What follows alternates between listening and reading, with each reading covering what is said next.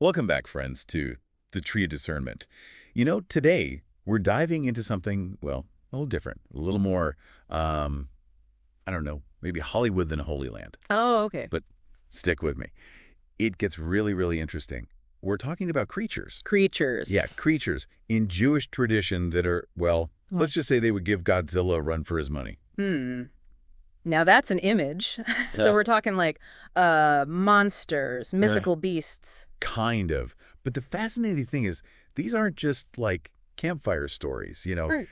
They're right there in the Bible and the Talmud. Oh, wow. Okay, so we're dealing with some serious theological heavy hitters here. Exactly. Yeah. And they offer this incredible glimpse into how people of faith thousands of years ago grappled with like the enormity of creation Yeah. and the power of the divine. That's so cool. It is. It's definitely not your typical Sunday school material. Yeah, I was going to say no flannel graph for this one. Right. This is seriously epic stuff. I'm intrigued. Where do we even begin? Well, how about we start with the ocean? Okay. Imagine, right, you're an ancient sailor facing this vast, unpredictable sea. Oh, yeah. Okay? And then you hear these tales Uh-huh. of Leviathan, this colossal sea serpent with glowing eyes and fins that, get this, radiate light. Whoa, hold on.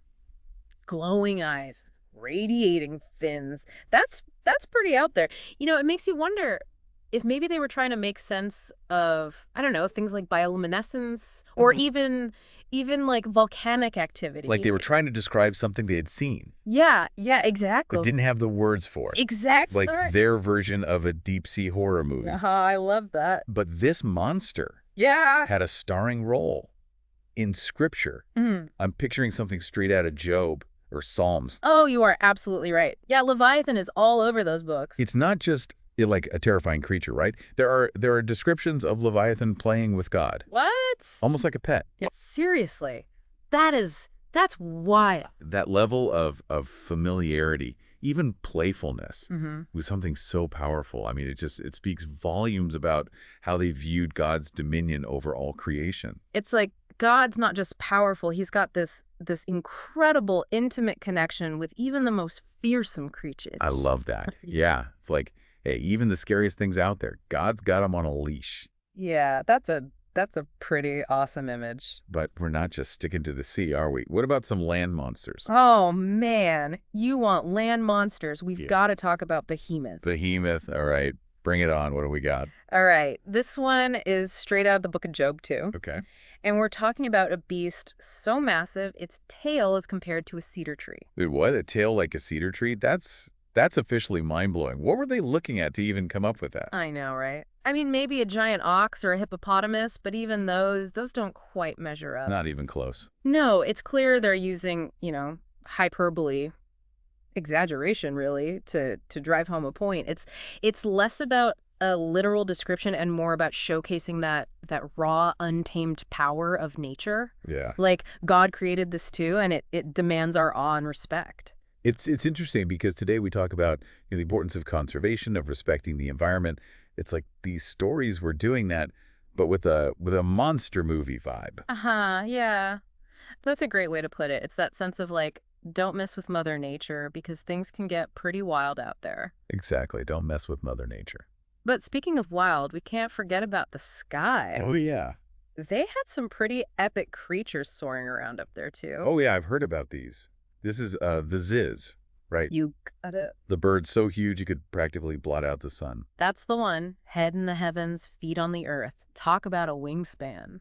I mean, come on. That's incredible. It makes you wonder if they saw storms, those massive, powerful forces of nature and just thought, well, there's got to be a giant bird behind that somehow. Right. It's like they looked at the world and thought, if it's big and powerful, there's probably a giant creature responsible for it. And in a way, it makes sense. I mean, it's easier to grasp the concept of a giant bird causing a storm than trying to understand complex weather patterns, right? Absolutely. It's a way of making sense of the world, adjusting those incredible forces to something tangible. Yeah, yeah. And it's not just the Ziz. There's another bird mentioned, Bar Juchne, that's said to be so big it can block out the sun with its wings. Wow.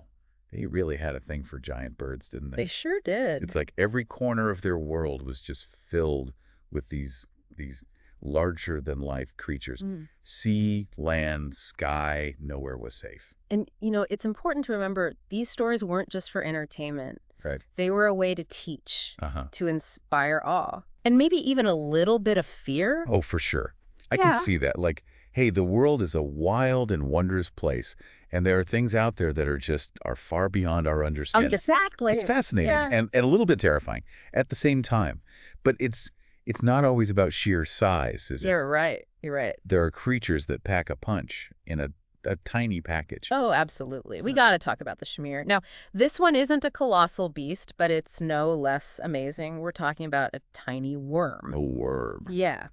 But this worm can cut through anything. Wait, seriously? What kind of worm can cut through stone or metal? That's the thing. It's not your average earthworm. It's described as having this incredible power. It's even connected to the building of the first temple. Whoa, really? Yeah. So it's like their version of lost technology. It's almost like that. Something so advanced, it seems almost magical. That's incredible. I'm picturing some ancient engineers scratching their head, saying, well, we could use lasers, but here there's this worm. Right. Makes you wonder if these stories were inspired by something real. Yeah. Maybe they found an insect with incredibly strong mandibles or observed some natural phenomenon they couldn't explain. So it's like they were trying to rationalize the impossible? Yeah. And in a world without the scientific knowledge we have today, I guess attributing these incredible feats to fantastical creatures, it kind of makes sense. It does. It's a way of explaining the unexplainable, finding meaning in a world that could be both beautiful and terrifying. Yeah. So we've got these massive creatures, we've got a tiny worm with unbelievable powers, but what about things that aren't even physical beings? Ooh, okay, you're thinking outside the box now. Yeah. You're talking about something like Tehom Rabbah. Tehom Rabbah. Yeah. Now that's a concept that gets to the core of human fear. Okay. I'm intrigued. Tell me more. What is this Tehom Rabbah? Think of it as the primordial abyss. Oh, wow. The chaos that existed before creation. It's this swirling void that threatened to engulf everything, almost like the ultimate fear of the unknown. Wow. The primal fear of being swallowed up by something we can't understand or control. That's intense. It's like staring into the face of oblivion.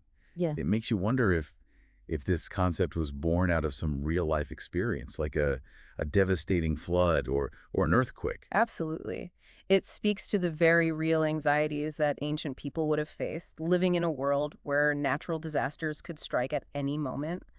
And in a way, it's a fear that still resonates with us today. Yeah. Even with all our technological advancements. So even though we have science and technology to explain things, that primal fear of the unknown, of the things we can't control, it still lingers. It does. It's a reminder that we're not as invincible as we like to think we are. So, okay, we've covered sea, land, sky, and even the primordial abyss.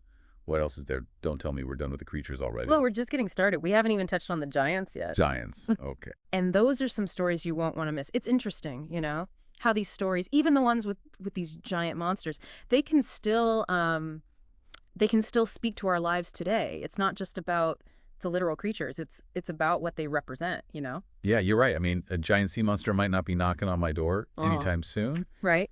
But there are definitely some Leviathan-sized challenges out there. Oh, tell me about it. And that's where I think the symbolism comes in. Leviathan dwelling in the depths. It could represent those things in life that just seem overwhelming, the fears, the anxieties that threaten to just pull us under. So it's not just about a literal sea monster. It's about those moments where you feel like you're just drowning in worry or stress or whatever it is. Exactly. And the fact that it's, depicted playing with God, that could be a reminder that even in those overwhelming situations, there's a higher power at work. It's like saying, even when things feel out of control, God's still got a handle on it. That's a pretty comforting thought. It is. And then you have Behemoth, that massive land creature with the cedar tree tail. I think there's something to be said about that image of raw, untamed power. Okay, I'll admit I'm still stuck on the tail. It's such a vivid image. Yeah. But yeah, I can see how it could represent that wild primal force that exists in nature and maybe even within ourselves. Oh, absolutely. It's that untamed part of us, those instincts, those desires that that can be both powerful and destructive if left unchecked. You see that theme in a lot of ancient stories, this idea of humanity's struggle to tame the wild. It's interesting because today we often talk about, getting back to nature, reconnecting with our wild side. But these stories, it's like they're almost cautioning us about the potential dangers of that too. Yeah. Right. It's a reminder that there needs to be balance. We Yeah. can't let our primal instincts rule us, but we shouldn't completely disconnect from that part of ourselves either. So it's about finding that middle ground, respecting the power of nature and our own, inner wilderness without letting it consume us. You got it. And then you have the ziz soaring high above the earth. It's a reminder to look beyond our immediate circumstances, to aspire to greater things. It's that sense of reaching for something beyond ourselves, striving for a higher purpose. It's almost like those ancient people were looking at the vastness of the sky and saying, you know, there's got to be more to life than just this. I think you're right. It's that innate human desire to connect with something bigger than ourselves, to find meaning and purpose in a world that can often feel, chaotic and confusing. And what about the Shamir? That Okay. tiny worm with the incredible power. It seems so different from all these giant creatures. What's the takeaway there? I think the Shamir, it's a reminder that sometimes the smallest, the most unexpected things can have the greatest impact. It's about ingenuity, about perseverance, and using your unique gifts to make a difference. It's like saying, don't underestimate yourself. Yeah. Even if you feel small or insignificant, you have the potential to achieve great things. Exactly. And then there's Tehom Rabbah, that primordial abyss, the ultimate symbol of chaos and destruction. It's a reminder that we're not always in control, that life can be unpredictable and sometimes terrifying. It's like facing our deepest fears, Yeah. the things that keep us up at night and make us question everything. It is, but it's also a reminder that even in the face of chaos, even when things feel hopeless, there's always the possibility of creation, of order emerging from the void. So it's not about denying the darkness. It's about acknowledging it, facing our fears, and having faith that even in the darkest of times, there's a light that can guide us through. Exactly. It's about finding hope even in the midst of despair. Okay, but we haven't talked about the giants yet. I'm really curious about those stories. You mentioned some pretty wild stuff. Yes, the giants. Those stories are a trip. We're talking about beings of incredible size and strength, Yeah. figures who just tower over everything else. You were saying earlier about how some of these descriptions are probably exaggerations, right? Yeah. So what do you think the giants really represent? Well, I think they can represent those challenges in life that just seem insurmountable, those obstacles that make us feel small and insignificant. It's like when you're facing a problem that's so big, it feels like a giant standing in your way. Exactly. But the stories also remind us that even giants can be defeated. It's about finding the courage and the strength to face those challenges head on, to believe in ourselves, even when the odds seem stacked against us. It's like David and Goliath, that underdog story that's been inspiring people for centuries. Precisely. It's a reminder that we have more power than we realize. Sometimes you just need to tap into that inner strength and believe that we can overcome anything. But let's not forget about those spirits, that kind of blur the lines between the physical and spiritual realms. You're talking about the Shadim, right? Yeah. The ones that can fly and see the future. Yeah. That's some pretty wild stuff. Mm-hmm. Well, what do you make of those stories? Well, I think they speak to that human fascination with the unseen world, the realm of spirits and supernatural powers. It's that sense that there's more to life than meets the eye, that there are forces at work beyond our comprehension. It's like that feeling you get when you look up at the stars on a clear night. Yeah. There's so much out there that we don't understand, but it's awe-inspiring nonetheless. Yeah, exactly. And I think the Shadim, they represent that sense of mystery and wonder. They remind us that we don't have all the answers, and that's okay. Yeah. It's like saying, embrace the mystery. Let yourself be amazed by the things you don't understand. Exactly. And who knows, maybe those mysteries will lead us to a deeper understanding of ourselves and our place in the universe. Okay, so we've got these amazing creatures from the depths of the sea to the heights of the heavens and everything in between. But what does it all mean? How do these ancient stories connect to our lives today? I'm ready for some deep discernment here. I think that's the beauty of these stories. They're open to interpretation. They challenge us to think for ourselves, to draw our own conclusions about what they mean for us personally. It's not about finding the right answer. It's about wrestling with these ideas and seeing how they resonate with our own experiences. Exactly. And I think that process of reflection and discernment, it can lead to some pretty profound insights. But we're not done yet. We've got one more part to this deep dive, and I think it's going to be the most interesting yet. Welcome back to the Tree of Discernment, folks. We've been on quite a journey with these ancient creatures, haven't we? From sea monsters to giant birds. It's been a wild ride. It has been fascinating, hasn't it? And I think what's really striking is how these stories, even though they were written thousands of years ago, they still speak to us today.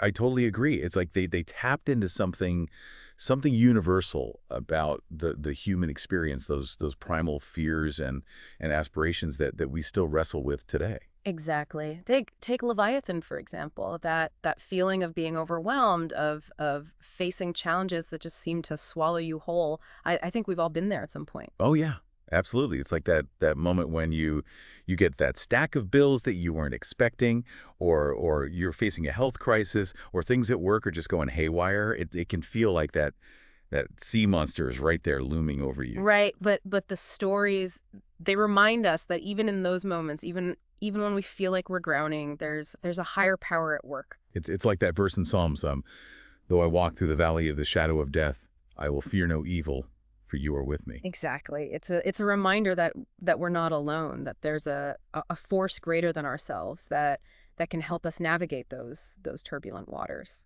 And what about Behemoth? I mean, besides having the most impressive tale in literary history, what can we learn from that creature?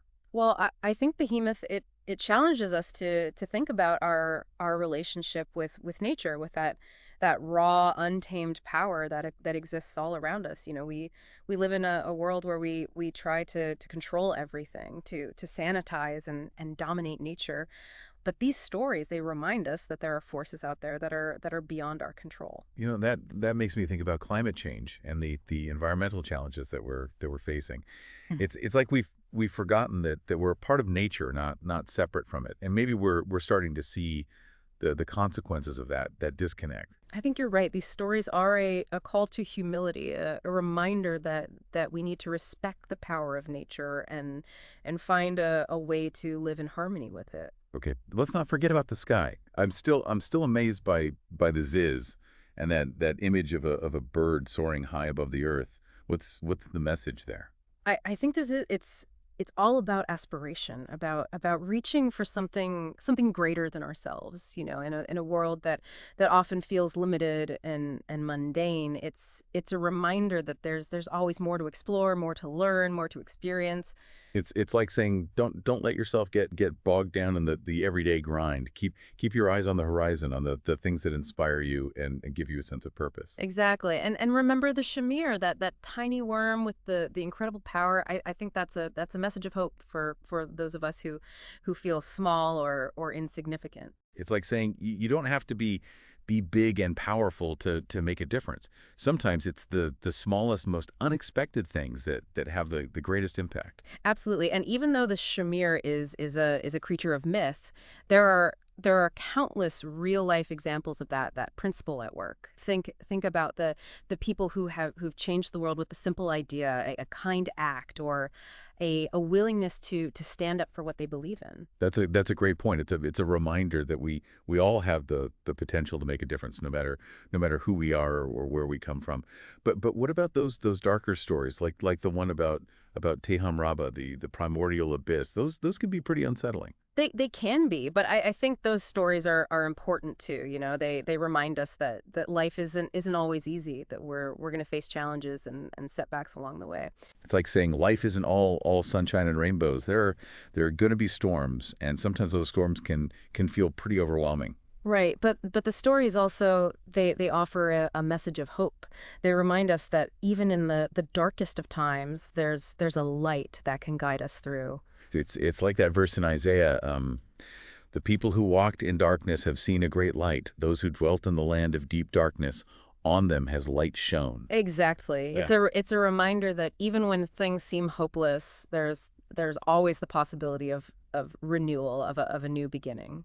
And those giants, the ones that tower over everything, what can we take away from their stories? I think the giants, they represent those obstacles in life that seem insurmountable. They could be external challenges like a job loss or a health crisis, or they could be internal struggles like fear, doubt, or addiction. So it's like those moments where you feel like you're up against something so much bigger than yourself, and you just don't know how you're going to overcome it. Exactly. But the stories remind us that even giants can be defeated. It's about finding the courage to face those challenges head on, to believe in ourselves and to rely on the strength that comes from a higher power. It's like David facing Goliath. He was outnumbered and outmatched, but he had faith and he was willing to fight for what he believed in. Exactly. And sometimes that's all it takes. Yeah. A little bit of faith, a lot of courage, and the willingness to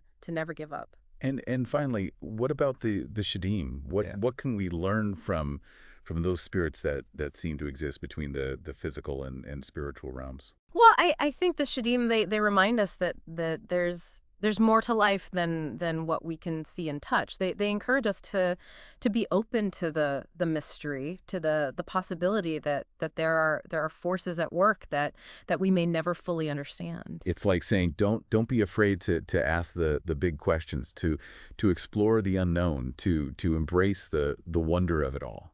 Exactly. So I think that sense of wonder, it's essential for living a fulfilling life. It keeps us curious, it keeps us learning, and it keeps us connected to something greater than ourselves. Well, this has been an incredible deep dive. We've explored some pretty amazing creatures and uncovered some profound truths along the way. I agree. It's been a fascinating journey, and I hope our listeners have found it as enlightening as we have. Me too. And remember, folks, these stories are just the beginning. There's a whole world of ancient wisdom out there waiting to be explored. So keep digging, keep questioning, and keep seeking truth. And most importantly, keep that sense of wonder alive. That's right. Thanks for joining us on the Tree of Discernment. Until next time, may your journey be filled with discovery and awe.